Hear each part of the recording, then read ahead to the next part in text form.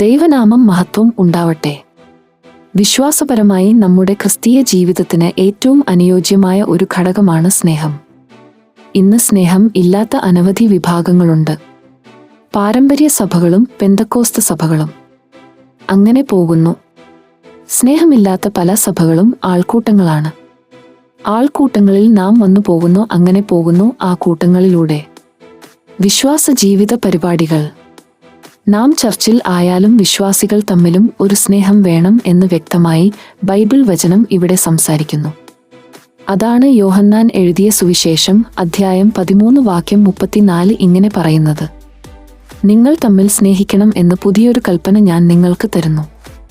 ഞാൻ നിങ്ങളെ സ്നേഹിച്ചതുപോലെ നിങ്ങളും തമ്മിൽ സ്നേഹിക്കണം എന്ന് ഈ വാക്യം നമ്മളോട് പറയുന്നുണ്ട്. ദൈവം എങ്ങനെയാണ് നമ്മളെ സ്നേഹിച്ചത്?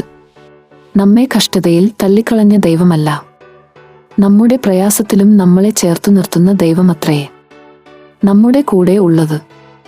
ദൈവം നമ്മളെ എങ്ങനെ സ്നേഹിക്കുന്നു? സ്വന്തം രക്തം ചീന്തി കാൽവരിയിൽ നമ്മുടെ പാപങ്ങൾക്ക് ബലിയായി അർപ്പിച്ച കർത്താവായ യേശുക്രിസ്തു.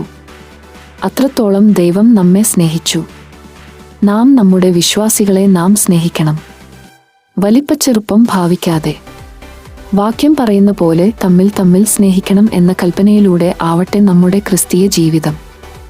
ദൈവം എല്ലാവരെയും ധാരാളമായി അനുഗ്രഹിക്കട്ടെ. ആമീൻ.